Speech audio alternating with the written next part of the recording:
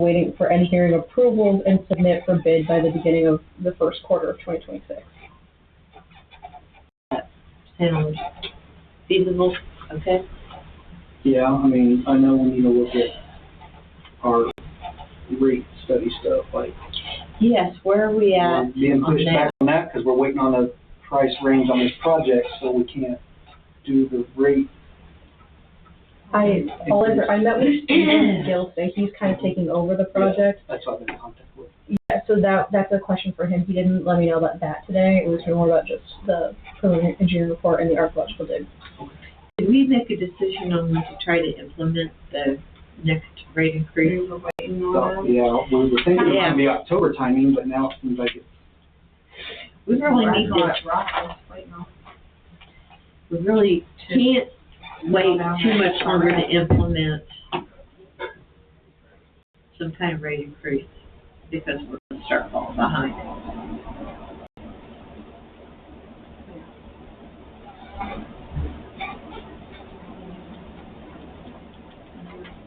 I'll send an email. Let's make that a priority for our October board meeting to try to get this written up and implemented, see what we need to do.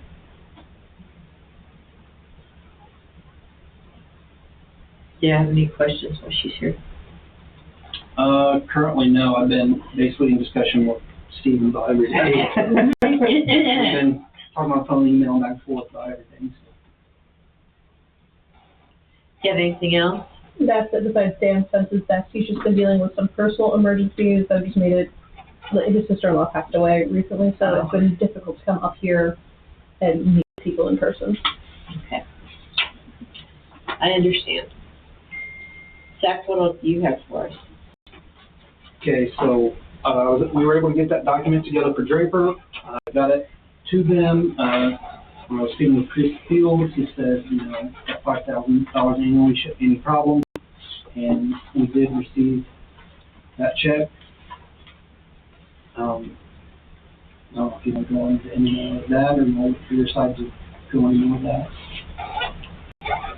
It doesn't matter. I mean, what I did was we were back paying him back from January to now. So what I did was I broke that check up into 26 pays.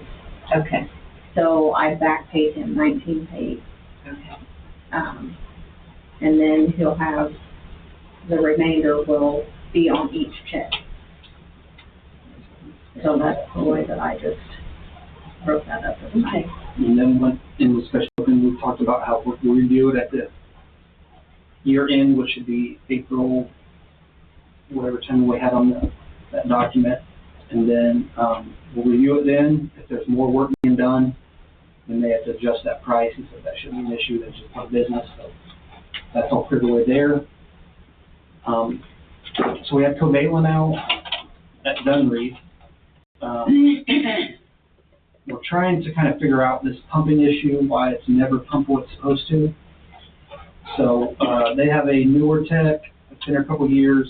He's been great to work with. I mainly brought him out to give the maintenance staff a good training on wear plate and wear plate adjustments. So they came out and did that. And what we found, what we think is possibly part of it, when that was installed, the check valve is not opening all the way up.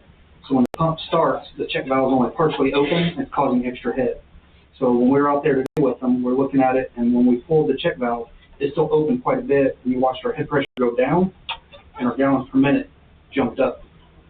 So we went from like 220 up to 260 just by opening up that check valve. So what they're going to do, the packing on that check valve has been leaking for a while. So they're waiting on that to come in, but they're going to have to replace that packing and the gasket to that check valve, and then they're going to address that. They think maybe when it was installed, that bracket was facing the wrong way, and it's pulling the tension back into it. So if they flip that bracket and replace the spring, it'll let that check valve open all the way, and it's getting rid of head pressure. The whole system was set up backwards and reversed. Yep. So we're hoping that's, some of our root cause to it not pumping what's supposed That to. makes sense. Because we're running almost 30 PSI high on our head pressure, which is putting us way left of the curve, so it's never going to pump what it's supposed to unless we get it back in the curve. So that check valve will help reduce the head pressure. So we think that's going to definitely help the pumping itself right there. And then hopefully once this project goes through, these ARVs, once we get those replaced and updated, we're hoping that'll be that little bit extra head that was causing it to not pump up. So it's supposed to be like 340, and the highest we've ever seen is 240. So once they open up that check valve today, it already jumped up just by pulling by hand. So they're hoping to reverse that bracket, get a better spring, get the packing glands fixed. Our pump rate will go up. I don't think we'll hit 340 just yet. I think we got to get into ARVs and stuff like that to get the rest of it. But we did find, a pretty good amount of head that we can relieve by fixing those check valves. So with Chad starting, him and Mike's been doing excellent together. They're, already picking up labs. He's doing a lot of that. They're going out. I'm sending them every day to work together and just, train and get them up to speed. They've done excellent together. They're finding a lot of stuff out in the system, and we're already correcting it in-house, saving quite a bit of money. So it's been an excellent addition with Chad and Mike, so I couldn't be happier with those additions. We do have wet testing, which is part of our pre-treatment. That'll be next week. That $190 charge will be charged to Draper. That was part of the discussion with them. Any excess testing that we do from the pre-treatment, that would be charged to them. So we got the wet testing next week, and then we'll have metals testing in the fourth quarter. So I think we spoke previously where we were doing it once a year with land application. With pre-treatment, we go to do it 2 times a year. So we were just going to charge them that second one that we got to do each year. So that's $2,500 that'll be charged to Draper too when we do the metals here in the fourth quarter. With the addition of Chad, he is a veteran, and I would really like to move to allow Veterans Day to be a holiday here for them to be able to have that time off. I believe veterans deserve that time. So I'll leave that up to you guys on how we proceed going forward on that, but that's something I feel strongly about. How many paid holidays do we have currently? Are there 9? It's on the side of the cabinet. I think it's 9. Because we had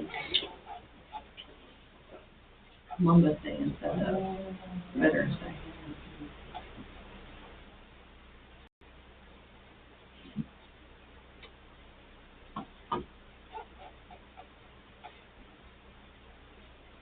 When is Veterans Day? November 11th. This year? Mm-hmm. Yeah, I believe it's 9. So I know in the past what we've done is they gave up Veterans Day for Columbus Day in the past. But being, we have a veteran on staff, I feel strongly that we should do Veterans Day because even, we come in on Veterans Day and worked in the past and we go do a bank run and anything else and everybody else is closed. So it's kind of those, customers aren't even coming in on that day and we're just basically running into a... How many days paid holidays do you currently get? Mm-hmm. Is it 9? We could eliminate the Columbus Day again. That's what I'm thinking, that's where it came and went. Why did they do Columbus instead of Veterans Day? Because Veterans Day is extremely I agree. important. What's your advice on this, John? That's what they did. Well, legally, you can do what you want. If you want to have 10 paid holidays, it's really a board decision. Practically speaking, I'd lean toward Veterans Day over Columbus Day, but that's up to you all. But legally, I think you have the freedom to do what you want. If you wanted to give them Veterans Day this year, and now they get 2 this year, and then you could go back and say you're not going to get Columbus Day next year, you could certainly do that if you're concerned about the number of paid holidays. But I'll be honest, 9 doesn't sound outrageous to me. But that's I think that's about the average stuff. I would think it would be a little higher, but There's some holidays that we don't. Go by that. Sure. Some go by. Well, you're on call all the time anyway. Yeah. Is there any more discussion, or is there a motion to go ahead and add a 10th I pay, think we ought to swap it out, because, swap it? because, we're getting ready to hit people with another increase in Yeah. rates here pretty soon. And sooner or later, Things are gonna get tight. We're gonna start yelling about raises, and the public are gonna start talking about raises, giving you holidays. How do you I think feel we about just gotta be swapping careful. out Columbus Day for Veterans Day?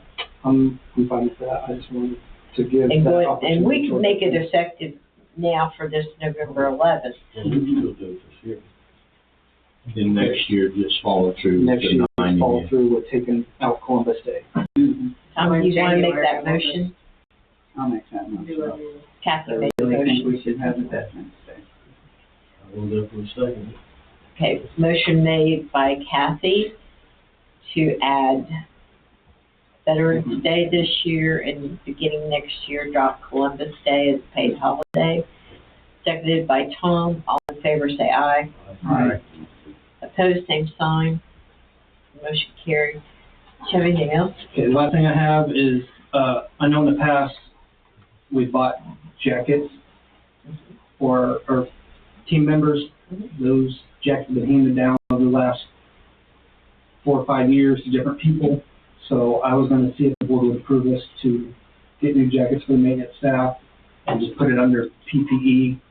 We're requiring them to go outside and work in these environments. So I think it would fall under the PPE area. Can I have an estimate? Not at this time. I wanted to bring it up before we dug into it too I think far. that's just I didn't routine know how. operations cost. Anyone have any comments? It's required. Yeah. That's all I have then. The one thing I did have under old business is I had a few people ask me about the watering sprinkling credit. That is something they have to come to us and bring to our attention to qualify for. It's not automatic, it has to be requested by the customer. And it says that in our resolution. So Marissa printed it off and I proofed it. And we should have brought that up last month because we kind of neglected to point that out, that it's not automatic. It has to be requested by the customer to be eligible for the sprinkler credit. Is that a yearly? That's, I think once you're on it, you're on it. You don't have You to don't have to request, request. and it says that too. We were, I was just wondering, Yeah. we were still on it. Yeah, as you requested it 5 years ago, you're still on it. And we don't It's been a long remove time And it's ago. just for those. Yeah, that's what I'm saying. Yeah. It doesn't get removed unless that's also requested. Okay. So I wanted to clarify that. What do you have for us, Marissa? The only one thing I have is we got our bill for the courier time. So, there's just 2 papers a week now. And the price did not change. So I guess my thing is are we still gonna pay for the paper or are we not? Because we do not have to. How much is it a month? It's not a month, it's a year. We pay How a much year. is it? $242.55. I know the Sunday edition alone, the weekend edition is $4 to buy it on. It's $4 for each one. $4. That's ridiculous. A paper. And you only get You only get 2 a week now compared to, we're paying the same amount You in one get 2 day. papers a week? Yep, Yeah. Wednesday and Saturday. I know we have to advertise days. But they send us the stuff. I went and pulled claims, and that's all Nancy put with them was the proof of the publication. It's like a affidavit. Do we have to do that continually since we're uploading it into Gateway? Do we have to do that proof of publication for our annual report? Are we required? We do not do this one for annual report. We only do it for rates. I can see that. So, and we don't even get the Rushville paper, which we also post in it. And we need to do the Rushville paper too. But my thing is you don't legally have to have the paper. And you're talking about just the annual subscription. I hate to see it go, but I let mine go a long time ago. I haven't for a career in many, many, many years. They just publish 2 a week. Yeah. Before you get any more. They get place star in newspaper. So that's why I was asking, because honestly, I don't see the point in spending the $250. I'm for saving the money. I am too. So I will throw out an option, just, I take it online and I think it's $9.99 a month. And you can view it online and then you can print whatever you needed. This is not a legal opinion, just a personal opinion, I guess. You know, our local newspapers are important, and yes, I agree. I mean, $4. I didn't realize it was $4 of printed paper. That seems high to me. But at the end of the day, I mean, we kind of need a local paper, and so you might split the baby and have an online subscription Yeah, and that would save be about my $100. suggestion. Let's, and that would save us more than half. You can confirm that, but I'm pretty sure that's what they do. Yeah, And it they, is. It's $9.99. and they do an auto debit for me anyway. If you wanted to do that, or I'm sure they would take the check once a year, whatever is easiest for you guys. Yeah, let's try the online. Okay. Then you can print off anything you might need.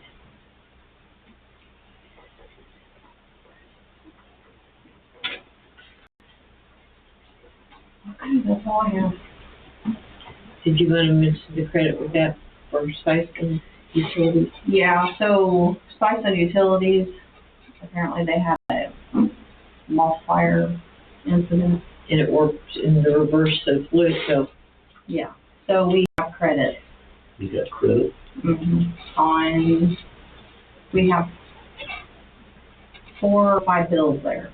So we have the lift station, the grinder pump, the 3 lift stations. So Flying J, Stop 3, and Broad Street. We are only paying for 1 grinder pump right now because we have a credit of, the one at Broad Street was like $600 some. We have a credit. So that count took off this month. We still have $600 some left. So we're kind of making up for Louisville being overcharged. Just like that. Yeah. Okay. But yeah, we have, that probably will go through maybe another month or so. Yeah, That- it's caught up. Broad Street usually runs about $200 to $300 a month to run that. That's what it is.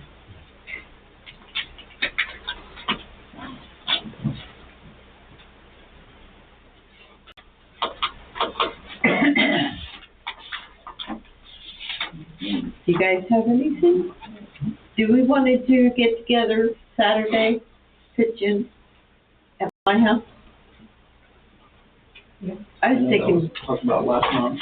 maybe even 4 o'clock, that would cut it into the middle of the day. When is it? Saturday, the This Saturday? 13th. I'll be gone. I will be going. My My grandsons are playing baseball, We can see what the Softball, weather's like in October, football. because Lila's gone, she didn't want to miss it. We still get a good weather in October. Yeah, and it's supposed to be 90 degrees on Saturday, and it is so dry. And it better not frost before Thanksgiving this year. Do you guys have anything? I just wanna know, when I sell my house, when we sign to have my house sold, do I let you know who is going to be getting in there, or is it just their responsibility to get? Their It's responsibility. their responsibility, but I would, If I you being can. part of the board and understanding, I would say to them, hey, you need to come in Well, I to figured South I would Henry and tell 'em. do it that way. That way they know to come in Yeah, and fill out the change of ownership. You gonna be with us next month? No, We're moving on the 26th. they got someone to replace you yet? There is a couple, wanna buy our house. She's actually a, 3rd grade teacher at Troy. So, Is she local then? Is she local? right now, they live in, Cambridge City and they just sold their house. So once they sign theirs, then we get to sign. Is that one of them that they're interested in taking your board position? I think was his question. Do we have someone? Right now, at 6 o'clock, they're supposed to figure out someone, they've been asking someone Okay. to come.